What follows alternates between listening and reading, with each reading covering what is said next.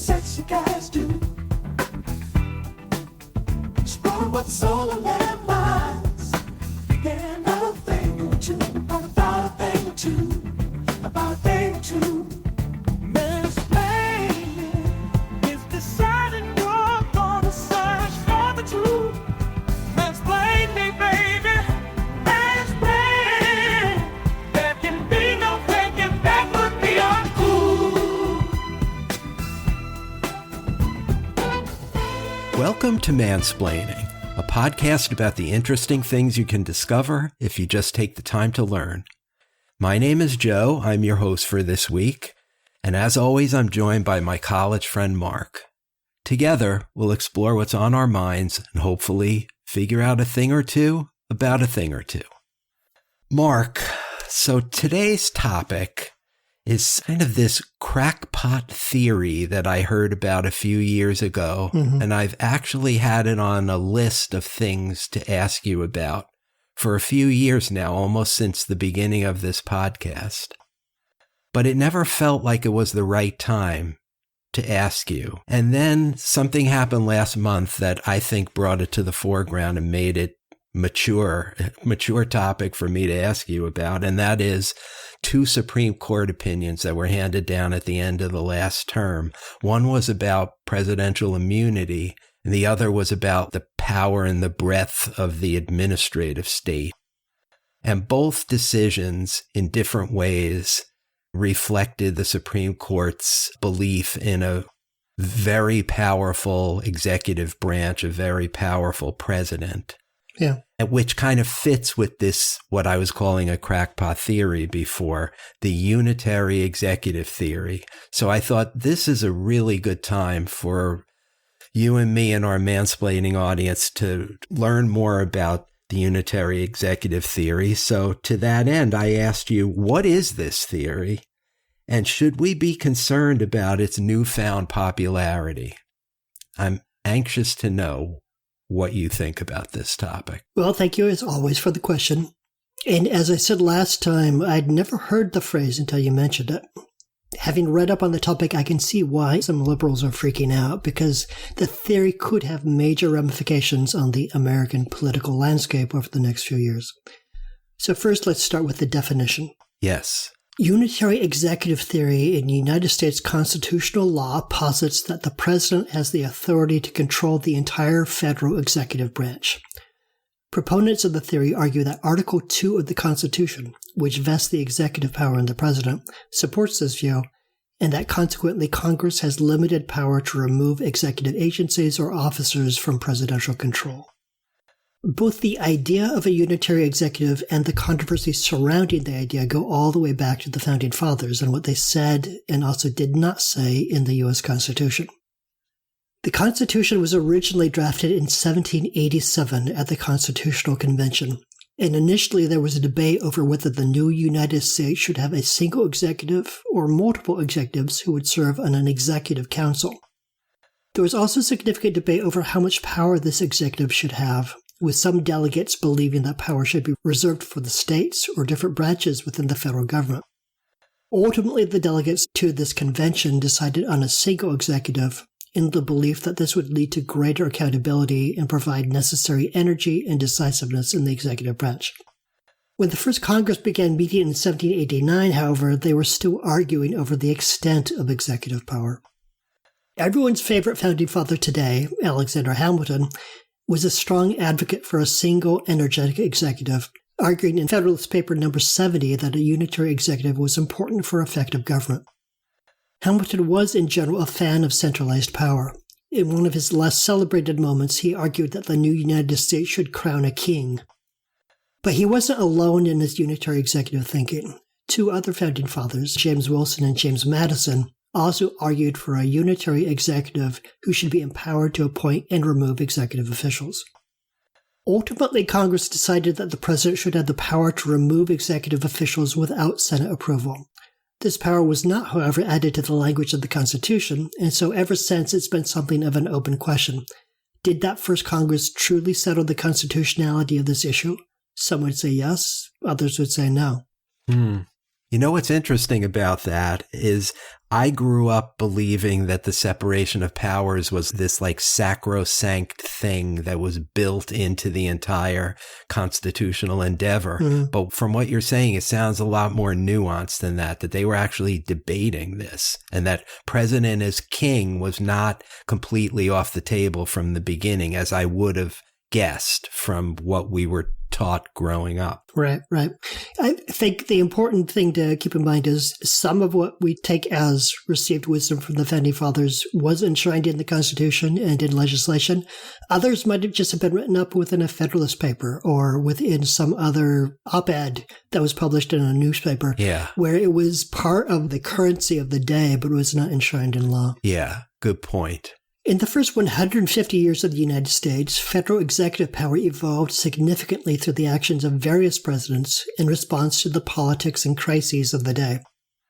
George Washington, for instance, established basic presidential practices that we take for granted today, such as the formation of a cabinet and asserting executive authority within foreign policy. Thomas Jefferson, when he was elected president, was initially hesitant about executive power, but also ultimately came to utilize it, most famously in 1803 when he personally initiated and oversaw the purchase of the Louisiana territories from France, highlighting the president's control over the executive branch and its operations. At the time, Jefferson was arguably overstepping his authority in doing so, and Jefferson himself was uncertain about the constitutional authority to acquire new territory. He initially considered proposing a constitutional amendment to legitimize the purchase, but eventually proceeded without one. Later on, Andrew Jackson expanded the use of veto power and reinforced federal supremacy over other governmental powers, while Abraham Lincoln's extensive use of war powers during the Civil War set strong precedents for executive authority during emergencies. Theodore Roosevelt and Woodrow Wilson were likewise chief executives who brought an expansive view of presidential powers, but throughout it all, there was a tension between the ambitions of individual presidents and the constitutional limits that might be imposed on their actions. You know, it has seemed to me, Mark, that presidential powers have grown over time, just from the layman's perspective, especially in foreign policy. Yeah. I'm thinking about how Congress doesn't declare war anymore. For the last 50 or 60 years, every single war we've been in has been undeclared. Mm-hmm. And basically the president got us into the war. And that seems like an escalation of presidential power, commensurate with what you were saying since the Founding Fathers, how presidential power has grown. Yeah, certainly. And it's a function of the fact that they were operating within a sort of vaguely defined area. There's no strict and explicit limits on those powers. And so in response to the crises of the day, they sought the power that they felt they needed. And some would have said that was unconstitutional, but the Supreme Court needed to come into play before that could be determined. Yeah. It's like a vacuum of indeterminacy. So the presidential power kind of moves in to fill the vacuum. Right. And in fact, the Supreme Court first engaged with the idea of executive power in 1926 in the case Myers versus United States. The case originated when President Wilson removed Frank S. Myers, a postmaster first class in Portland, Oregon, without seeking Senate approval. Myers sued, arguing that his removal violated a law passed 50 years earlier, which stated that postmasters of the first, second, and third classes shall be appointed and removed by the president with the advice and consent of the Senate. The Supreme Court, in a 6-3 decision, ruled in favor of the president, holding that the power to remove appointed officers is vested solely in the president. Chief Justice William Howard Taft, writing for the majority, argued that the Constitution grants the president the exclusive power to remove executive officers, reasoning that this power is essential for the president to fulfill the duty to ensure that the laws are faithfully executed. The court held that allowing Congress to restrict the president's removal power would violate the principle of separation of powers and impede the president's authority and responsibility over the executive branch. Just a few years later, however, the court backtracked somewhat from the Myers decision in Humphrey's Executor versus Federal Trade Commission, 1935, when it ruled in favor of the independence of the Federal Trade Commission. In this case, the court limited the Myers decision by distinguishing between purely executive officers and those who perform quasi-legislative or quasi-judicial functions. The court upheld restrictions on the president's removal power when it comes to members of independent regulatory commissions. In the decades that followed, crises such as the Great Depression, World War II, and the Cold War encouraged Franklin Roosevelt and his successors in the presidency to wield extensive executive authority to manage wartime and national security issues. During Ronald Reagan's time in the White House, there was a significant increase in mentions of a unitary executive within executive branch papers and legal scholarship. And in the decades since then, the phrase unitary executive theory has been frequently used in arguments for expanded presidential powers, particularly in relation to signing statements, national security, and the president's control over independent agencies. Let me stop you right there, Mark, because you just mentioned Reagan and how the ascendance maybe is traced back to that. Am I correct in assuming that this is largely a Republican/conservative theory, popularized in the Reagan and Bush and Trump administrations? Because I think it's been explicitly rejected by Democratic presidents like Obama and Biden, but correct me if I'm wrong. You're partly true. It is largely the province of Republican figures, but in fact, Obama took a number of measures, for instance, launching drone attacks that would have been considered uses of unitary executive power. So even Obama, as principled as you and I both believe that he was not immune to the temptation to use expansive presidential powers. That's telling. Yeah. The administration of George W. Bush made extensive use of signing statements, which are presidential pronouncements issued alongside the signing of a bill into law that outlined the president's interpretation of the law, often asserting the president's right to disregard or decline to enforce portions of the law. The use of signing statements were criticized as potentially exceeding the bounds of presidential power. And Bush's response to 9/11, including the establishment of the Department of Homeland Security and implementation of the Patriot Act, shows the sort of swift, coordinated executive response to a crisis that proponents of unitary executive theory cite as a net positive for the country, but Bush's opponents would describe the same actions in a more negative light. During this period, there were two influential conservative voices in academia shaping the discourse around unitary executive theory. Stephen G. Calabrese founded the Federalist Society in 1982, which has played a significant role in shaping conservative legal thought in the U.S. We'll have more to say about the Federalist Society shortly.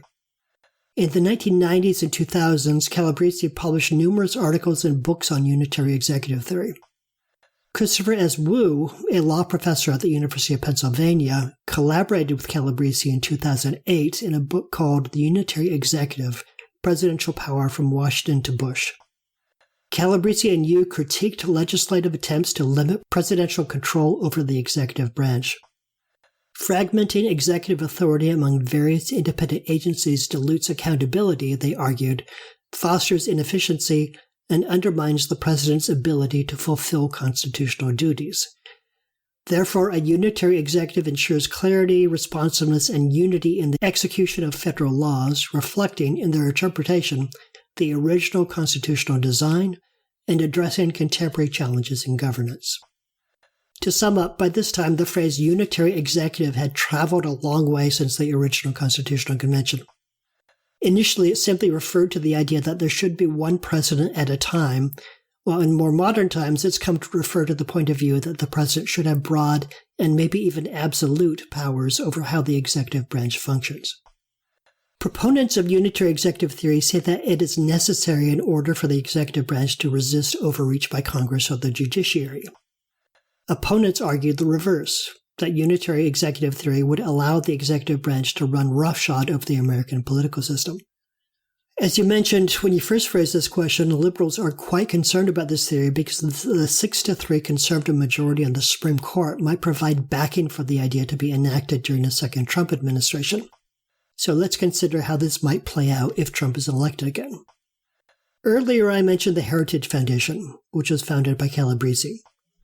Recently, the Heritage Foundation issued Project 2025, also known as the 2025 Presidential Transition Project, which is an initiative to promote conservative and right-wing policy proposals and reshape the federal government in the event that Donald Trump wins a second term in the White House.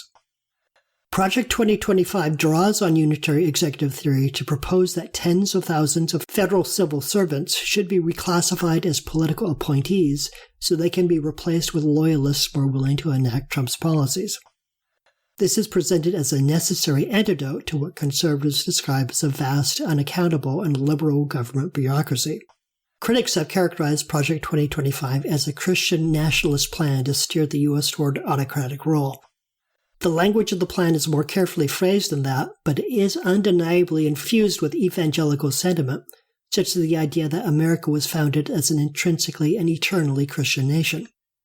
Still, if we were to set aside the question of Christian nationalism, the whole point of unitary executive theory is that the president should be in complete control of the executive branch of the federal government, both who staffs positions in those agencies and how their powers should be directed. And these are some of the agencies that would fall under that heading: the Department of Defense, the Department of Education, Department of Homeland Security, the Department of Justice, the Central Intelligence Agency, the Federal Election Commission, and the Securities and Exchange Commission. It's not completely unreasonable, I think, to imagine a scenario in which unitary executive theory empowers a sitting president to use the Federal Election Commission as a weapon against his political rivals, send the SEC out to impose steep fines on companies that didn't contribute to his campaign, and instruct the Department of Justice to bring federal charges against his supposed enemies while turning a blind eye to any shenanigans that his friends get up to. He would be empowered to shut the Department of Education down completely, or send Homeland Security agents wherever he wanted to do whatever he wanted. Right, and that immunity decision you referred to earlier basically gives carte blanche to the president under the guise of official acts. Smart people have postulated that he could literally order the assassination of a political rival. As long as it's in the ordinary course of his business, it's therefore an official act and completely immune from prosecution. Yeah. Hard to believe. With minds like steel traps, walking door here to discern the interesting things you can discover if you just take the time to learn.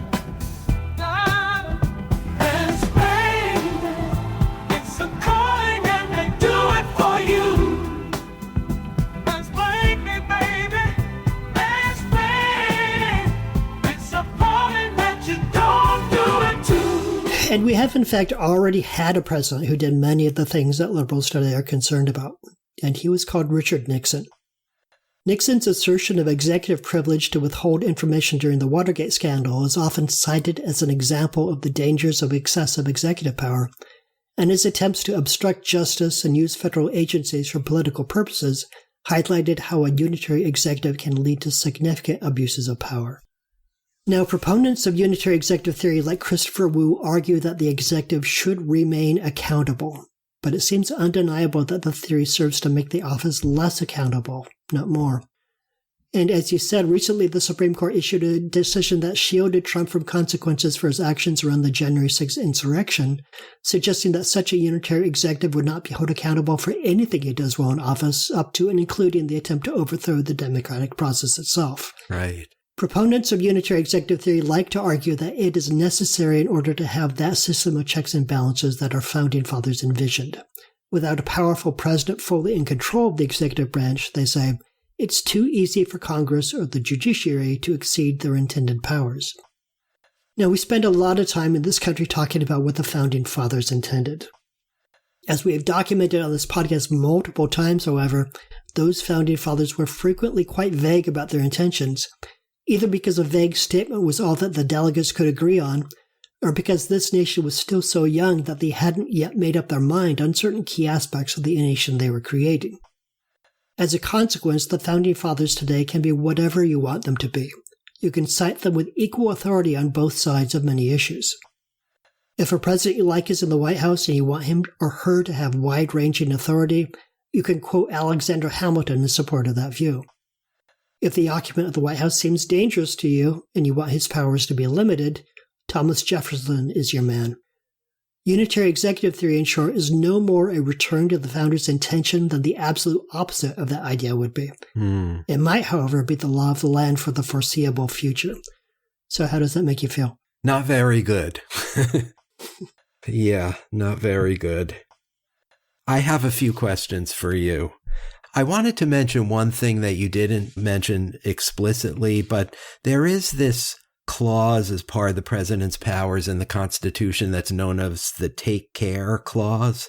It's the part where it says the president shall take care that the laws be faithfully executed. Yeah. And I thought it was pretty obvious that what's implicit in that sentence, like if you extrapolate, the president shall take care that the laws be faithfully executed by other people who aren't the president, you know?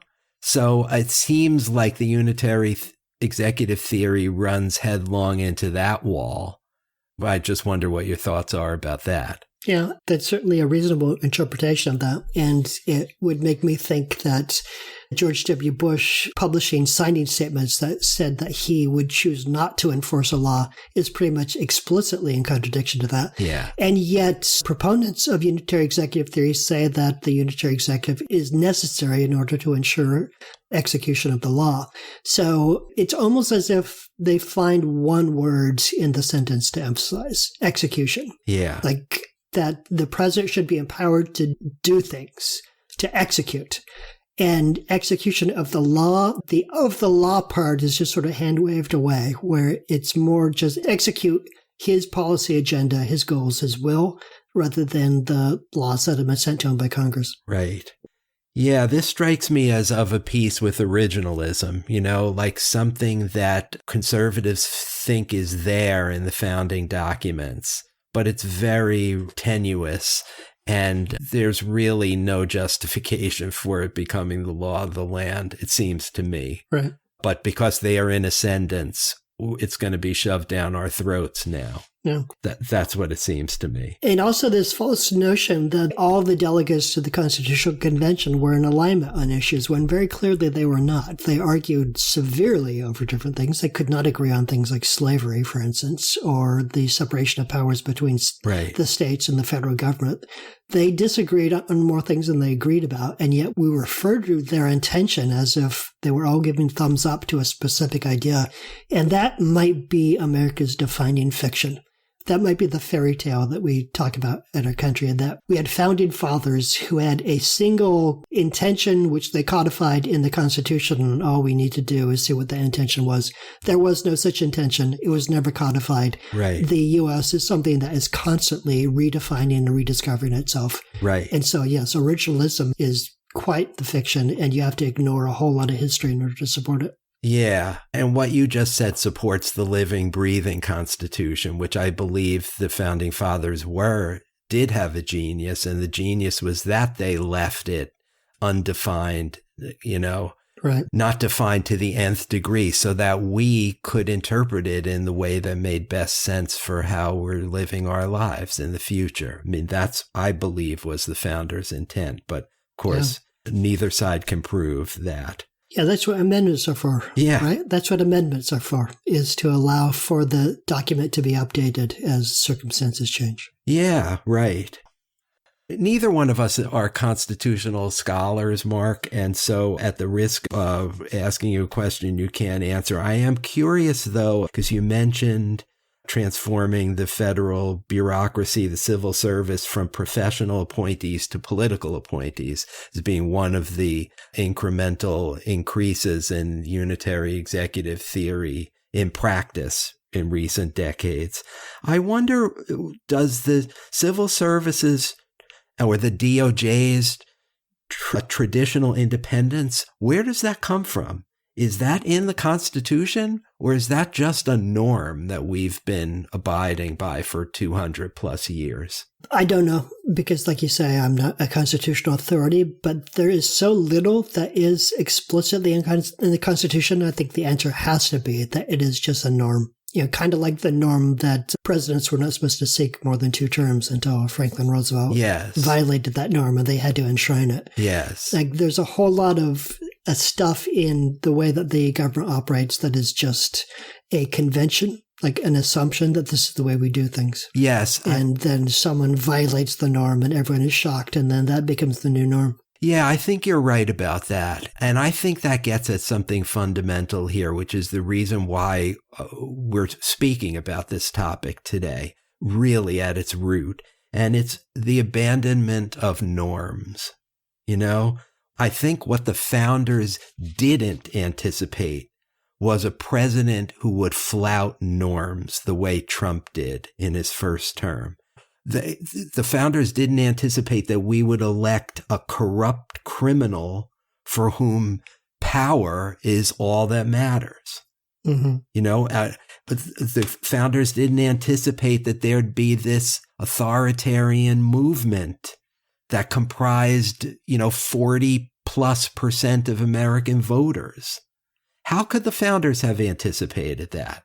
I'm living through it right now, and I still can barely believe it's happening. Mm-hmm. So I think there's something important here, that these norms we follow, it's anticipated that the people who run the government, the person in the executive function and his or her appointees, are normal, rational people who love their country and believe in precedent, believe in the historical underpinnings of all the policies and laws that have been passed.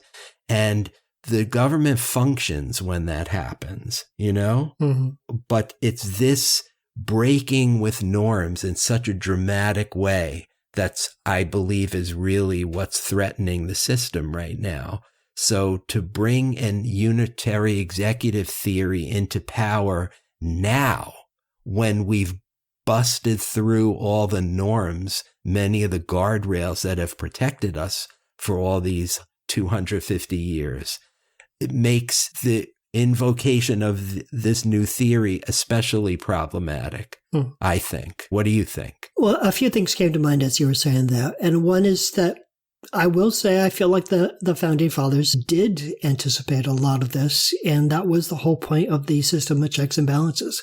I remember from the Federalist Papers, I think Madison was one of the authors of those, and he was very concerned about a runaway executive or a majority point of view that would become, in effect, a dictatorship. The tyranny of the majority is something he wrote about. Yes. And so checks and balances were there in order to make sure that sort of thing did not get out of control, because he expected that it would, in fact. Sooner or later, someone would come along and try to take too much power. And sooner or later, some movement would come along and try to crush all dissent. And they thought that the best functioning government is the one that is sort of constrained in its operations so that it can't be that effective. And if you think about what we talked about today, every step towards unitary executive theory was an attempt to make the presidency more effective, right? Both Democrats and Republicans, both conservatives and progressives who sought greater power than the Constitution literally allowed them, did so in the attempt to do something quickly and effectively.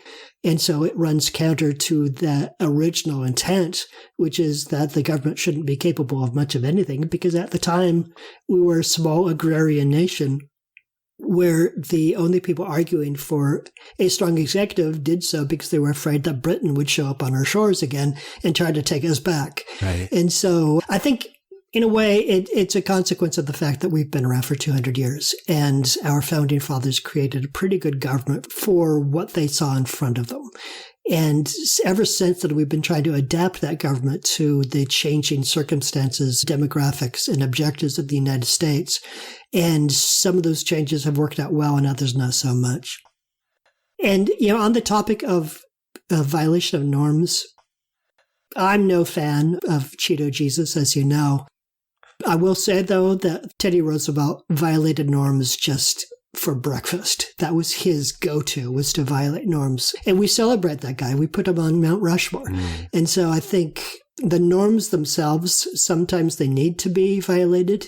Sometimes the norms are what keep us social and cordial and respectful of each other. And so the norms themselves sometimes need to be torn down, but definitely it can be done for good or ill. Okay, touche. Good point. I guess maybe if I could rephrase, the founders anticipated that whoever was elected president would be worthy of the office, right? Yeah. And so they could contemplate a unitary executive theory even at the time of the founding. because they imagined leaders like George Washington, right? Now we have potential of a second Donald Trump term, and I just can't imagine the founders anticipated a guy like that would ever get anywhere close to the executive branch. And so that maybe is a better way of putting what I was trying to say a minute ago. Yeah. You mean, ultimately, I come back to the thing I said at the beginning when I was asking whether the proponents of unitary executive, whether they even believe in the separation of powers, because they seem not to. And that was, I thought, a sacrosanct part of our governing philosophy. You know, it just seems antithetical to the founders' intentions. We were getting rid of a king, you know? Mm-hmm. We're not establishing a king. Right. So I just profoundly uncomfortable with the idea that we really did want to establish a king. And so here we're going to take all these steps to give the president the powers of a king. Just seems profoundly wrong, irrational to me, ahistorical. I think my parting thought on that is that I will say that unitary executive theory, in my eyes, does not violate separation of powers. What it violates is balance of powers. And so the proponents say you need to do this in order to keep true to the intention of separation of powers, because otherwise you have Congress meddling in the executive branch. And so then Congress controls both its own functions and also some part of the executive functions. And so for true separation, then the president just has to be unrivaled within the executive branch. And I think that is a true statement, that is a way to really codify separation of powers. It does, however, absolutely, in effect, violate the principle of balance of powers, which was arguably even more fundamental to the intentions behind the Constitution. So I think that would be the spin that I'd put on that. All right. Well, thank you for a thought-provoking discussion. I'm not exactly happy and chipper after hearing this, but I feel like I learned something. Do you have a question for me for next time? I do. And this is a question I've had in my back pocket for a while. I think I've even mentioned it in passing on the podcast before. So now I'm finally going to ask it. Okay. That makes it similar to the one I just asked you. Yeah, exactly so. There's an old joke about fusion power. It's 20 years away and always will be. The first time I heard this joke, I was still in graduate school. I don't remember exactly what year that was, but rest assured it was a lot more than 20 years ago. So my question, what makes fusion power such a hard problem to solve? Why are forecasts for the first fusion power plants always getting pushed back? And are you and I likely to live long enough to see fusion actually get harnessed as a significant source of clean energy? That's a good one. Yeah, I'll be interested in researching that. Okay, look forward to it. Yeah. Okay.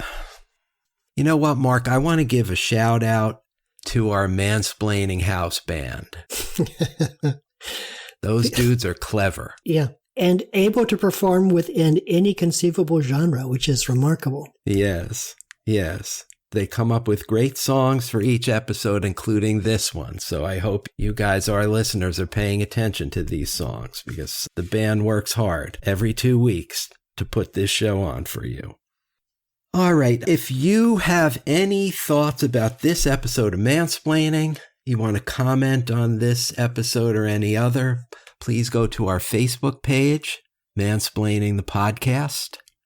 You can like us there. You can check our sources. You can leave a comment or question about what you just heard. You can suggest topics for future episodes. If you're so inclined, you could also give us a rating or write a review on whatever app you use to listen to this podcast. But that's a wrap for this episode. Thank you very much for listening. That was Mark, and I'm Joe, and we'll talk to you next time. See you then.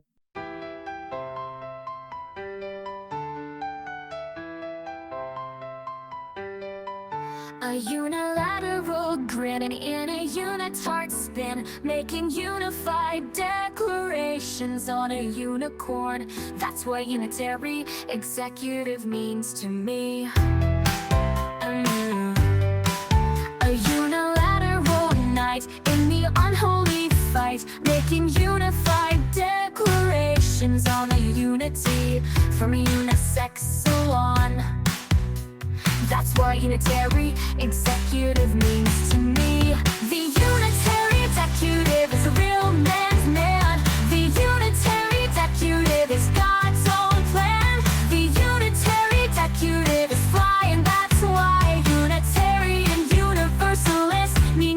apply. From unmarked bills to unilateral thrills, he's got the unified game that kills. With the unison of voices, he's got all the choices in a unicycle race. He's setting the pace. The unitary executive is a real man's man. The unitary executive is God's own plan.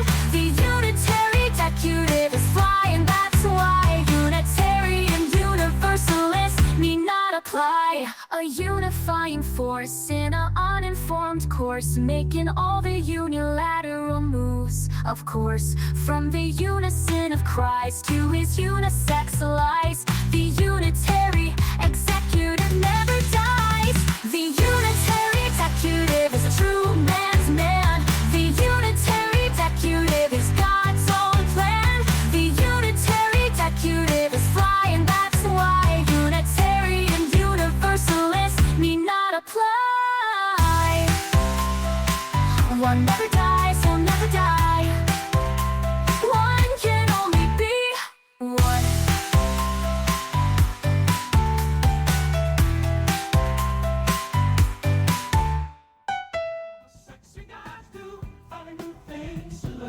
Mansplaining is brought to you by Joe and Mark and nobody else.